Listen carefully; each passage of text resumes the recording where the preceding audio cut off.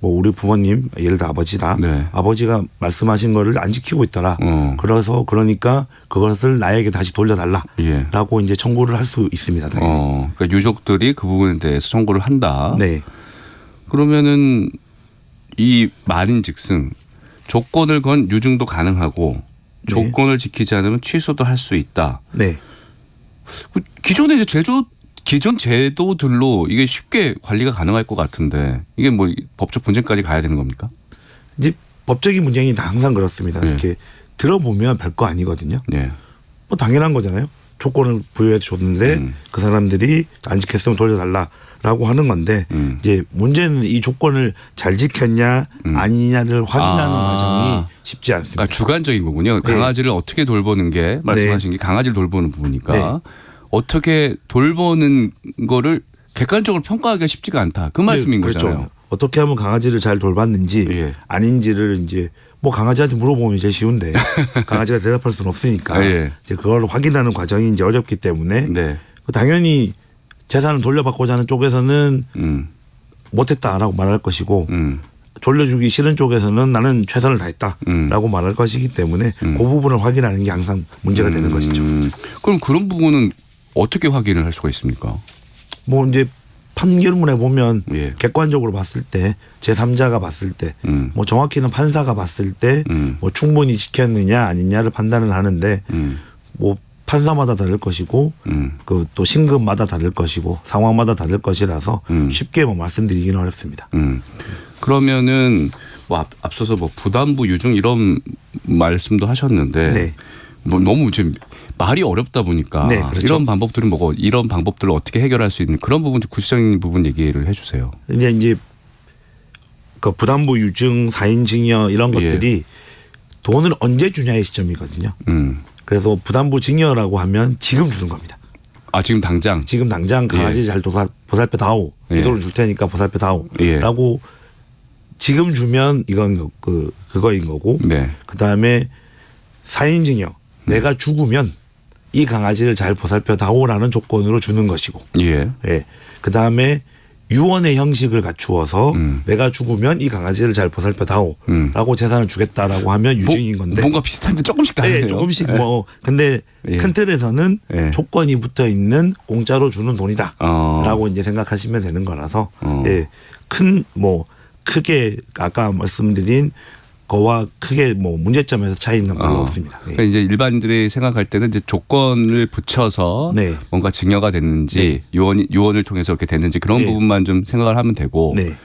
그러면 이제 반려동물 키우시는 분들, 뭐 고령인 분들이 이제 키우시는 분들도 많으니까 네. 고령인 분들은 이제 자기 반려동물에 대한 걱정을 할 수밖에 없잖아요. 네. 남겨진 뭐 유족들, 가족들이나 아니면 또 믿고 맡길 수 있는 분들한테 뭔가 좀 이 나의 반려동물을 맡기면서 좀 편하게 나는 네. 이제 세상을 뜨고 싶다라고 생각하시는 분들이 있을 것 같은데 네. 현행 우리 법제도로는 그런 부분 확실하게 좀 지켜질 수가 있겠습니까? 근데 뭐 모든 제도라는 게 특히 돌아가신 분의 예. 유언을 지킨다는 제도라는 것이 남겨진 사람들의 그런 의지와 노력 이런 것들이 네. 필요하기 때문에 뭐 100% 가능하다라고 이제 말씀드리기는 어렵지만 그래도 뭐 이제 미국에서 많이 쓰는 제도인 거죠. 네. 그 반려동물 신탁이라고 해서 그 신탁이라는 제도를 이용하는 것인데 금융기관 신탁회사에게 이제 그 의무를 주는 것이죠.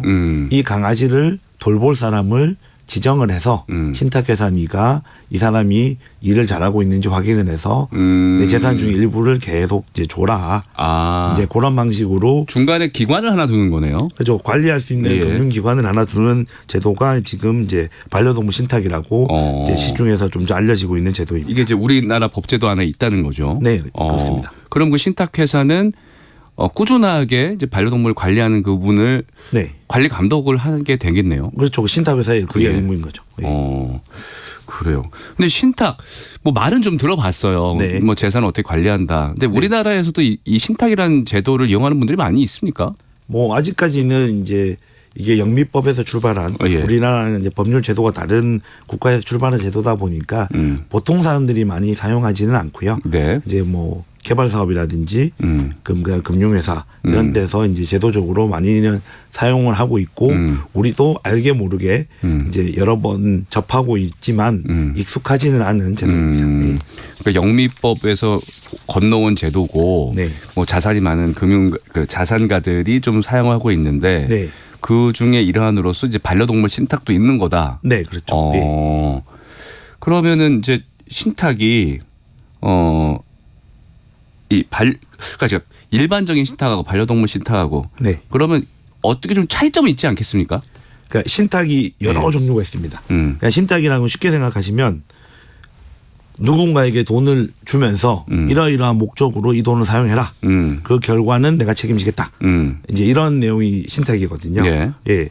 그러니까 이 하는 데 있어서 뭐 건물을 지어다오. 부동산 신탁. 건물을 팔아다오. 이런 것들이 이제 부동산 신탁인 것이고 예. 내 돈을 불려다오. 금전 신탁. 그런 것처럼 우리 강아지를 잘 보살펴다오가 이제 반려동물 신탁인 것이죠. 그러니까 신탁의 일종. 그러니까 뭔가 맡기긴 하는데 그 대상이 뭐 부동산이냐 뭐 네. 금융이냐 이런 걸 떠나서 이번 부분 반려동물 반려동물이다. 그 반려동물을 보살피는 일을 조건이다. 네. 조건이다. 그렇죠. 네. 그럼 우리나라에서 이 반려동물 신탁 상품이 출시가 된 겁니까? 이제 2017년에 이제 예. 대형 금융사가 출시를 했고요. 그리고 이제 점점점 이제 영역을 넓혀가고 있는 중입니다. 그러니까 미국 앞서서 저희가 해외 사례 말씀드렸는데 미국 뉴스에서 보면은 네. 천문학적인 금액을 강아지나 고양이에게 상속을 했다. 네. 요거는 직접 강아지나 고양이한테 상속을 했다라고 나오는데 네. 이런 부분도 어떻게 보면 중간에 이제 신탁이 들어가는 개념일 수 있겠네요. 그렇죠. 뭐 전 세계적으로 독일 정도 빼고는 네. 강한 동물에게 상속을 할 수 있는 경우는 없습니다. 그래서 미국에서 그 사례도 이 동물을 보살펴 달라고 큰 돈을 맡겼고 큰 돈을 맡겨서 많은 수익이 나오니까 예. 강아지가 호화롭게 살고 있다라는 것을 이제 쉽게 전달하기 위해서 강아지가 상속했다. 이제 이렇게 하고 있는 겁니다. 우리나라도 그럼 당연히 반려동물 신탁 제도가 그런 부분에 네, 같은 모습입니다. 네. 반영해서 된 거겠군요. 네. 그러면 어떻게 보면 반려동물은 사람 인격체가 아니니까 네. 그러니까 중간에 인격체가 들어가서 이 반려동물을 키우면 그 인격체에게 주겠다. 네. 이렇게 개념을 정리하면 되겠네요. 네, 그렇습니다. 네. 네. 자, 이제 반려동물과 관련한 제도들이니까 네. 사실 이제 지금 우리한테 익숙한 부분은 뭐 강아지, 고양이 정도 아니겠습니까? 네, 그렇겠죠. 그래서 네. 이제 앞으로도 뭐 우리나라도 뭐 반려동물 키우는 분들이 점점 늘어나고 있으니까 네. 이런 관련한 상품도 많아지지 않겠습니까? 뭐 그렇겠죠. 지금은 계속 늘어나고 있고요. 끝으로 좀 해주실 말씀 좀 전달해 주시죠. 아무래도 이제 이런 상품들이 많아지다 보니까 조금 이제 허황, 과장 뭐 이런 것들도 좀 많이 있습니다. 그래서 이런 제도들이 나오는 거를 좀 확인하셔서 그리고 유용하게 활용하시면 좋은데 네. 아무래도 초기이다 보니 과장 허위 광고들이 조금 있을 수 있으니 그 부분을 유의하셔서 관련 제도들을 사용하시면 좋을 것 같고 뭐 요즘에는 뭐 반려동물 보험 뭐 이런 것들이 많아서 이제 그런 것들을 활용하시면 부담을 좀 낮추실 수 있지 않을까 생각하고 있습니다. 보험에서도 그러면 신탁 관련과 연계가 돼 있는 부분이 있는 거예요? 뭐 보험사에서 이제 신탁을 바로 하는 경우는 없고 예. 이제 보통은 이제 보험사는 이제 실손보험이 많이 요즘에 도입되고 있죠. 네. 네. 근데 뭐 그냥 제 생각으로는 상식적으로는 네. 반려동물이 있으면 네. 그냥 가족들한테 좀 반려동물 잘 키워달라 그러고 돌아가실 것 같은데 뭐 근데 가족이 있는 경우. 네. 근데 이런 부분도 뭔가 신탁을 맡기고 그런다는 게 좀 네. 경험적으로 그러니까 상식적으로는 잘 안 와닿아서 예, 뭐 그렇긴 하지만 네. 가족 없이 반려동물만 있다가 네. 돌아가시는 분들이 생각보다 많으시고 네. 예. 그리고 모든 가족들이 그렇게 화목한 건 아니라서 이제 가족들에게 그러니까 맡기기보다는 금융사나 이런 데 맡기는 것이 더 네. 마음이 편하신 분들도 이제 점점 늘어나고 있습니다. 알겠습니다. 반려동물 신탁 제도 이제 뭐 반려동물 가족처럼 키우는 인구가 늘고 있으니까 앞으로도 이제 관련해서 법적인 문제들이 다양하게 나오지 않겠습니까? 네. 이런 부분 새로운 제도를 통해서 생각해 보게 됩니다. 이해와 관계 법률사무소 세로의 박예준 변호사와 함께했습니다. 변호사님 고맙습니다. 감사합니다. 자, 오늘 끝으로 이제 퀴즈 정답 말씀드려야죠. 퀴즈 정답. 정신건강의학과입니다. 이전에 신경정신과, 정신과를 거쳐서 지금은 정신건강의학과로 바뀌었습니다. 뭐 신경정신과, 정신과, 정신건강의학과 다 써주신 분들 모두 정답으로 처리하겠습니다. 9099님 정신건강의학과, 9921님 신경정신과 정답 말씀해 주시면서 오은종님 더 라이브 하차 아쉬워요. 예, 뭐 개인사적으로 하차하게 됐습니다. 6675님 정답 정신과. 아침 운동하러 일찍 나와서 대전에 타쇼 자전거 타면서 방송 듣고 있는데 날씨가 약간 서늘합니다. 서울에는 따릉이가 있는데 대전에 타쇼 유명하다는 이야기 많이 들었습니다. 3541님 정신건강의학과입니다. 마음의 병. 저는 욕심을 자꾸 버리려고 노력하니 다소 편안해지더군요. 앞서 원장님께서 말씀하셨죠. 뭔가 마음 편안하게 먹고 욕심 버리고 이런 부분들. 마음의 병이니까 중요한 것 같습니다. 자, 상품 받으실 퀴즈 당첨자 중복 당첨 여부 확인한 이후에 홈페이지에 게시해 놓겠습니다. 오늘 아침 1라디오 내일 다시 찾아뵙겠습니다. 지금까지 아나운서 오원종이었습니다. 함께해 주신 여러분 고맙습니다.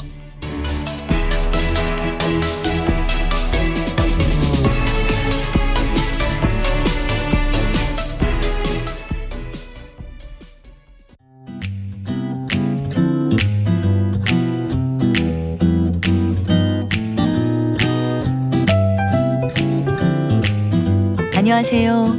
바른말 고운말입니다. 어떤 것을 몹시 애타게